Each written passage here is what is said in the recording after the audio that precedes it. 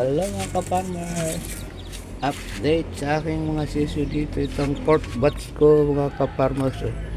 Di maganda yung hatching rate nito dahil ano siya, 7 lang ang napisa, 12 yan in-incubate ko 15 di fertile yung yung tatlo, tapos 12 ang natira na fertile.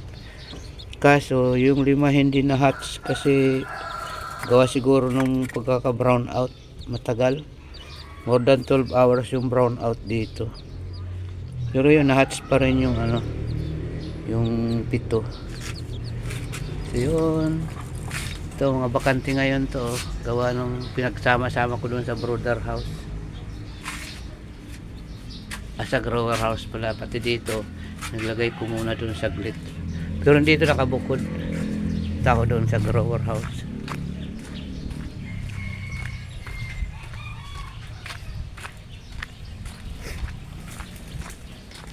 May sakit yata isang breeder ko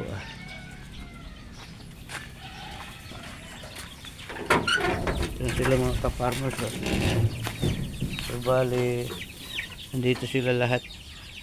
First batch, second batch, yung third batch ko andito Ito is, mayroon na rin isang namatay dito. Ewan ko bakit namatay. Ito sa third batch, nabawasan na ng isa, 12 to naging 11 na lang. Ayan. Ayan mga ka-farmers. 12 yan, 11 na lang ngayon. Namatay kahapon yung isa. Hindi ko alam kung bakit. Tapos ito, yung first batch ko wala pang bawas. Tapos second batch, yung first batch ko 13. Hindi pa nababawasan. Malulusog pa rin sila 1 month 5 days na sila yung first batch. Tapos yung second batch, ayun, yung mga makukulit, sila, 16 days 16 days na sila. Ayan. Okay. Hindi naman inaaway ng first batch.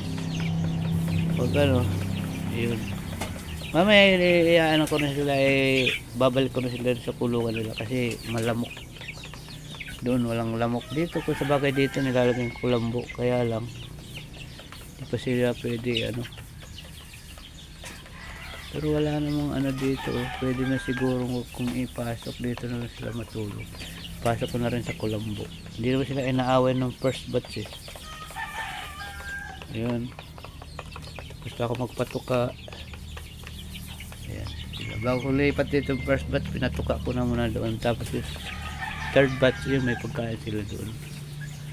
So yun muna ng mga ka-farmers, update sa aking mga sisiw. Pure bred yan, vintage line. Ayan, kaya isang kulay nila kasi pure bred yan. Hindi ako nag crossbred pa, wala pa akong pang crossbred pala. Ayan yung pang yung second batch ko yan. Ayan, malalaki na rin, 3 weeks na sila. Yun, salamat sa panonood mga ka-farmers. Enjoy farming.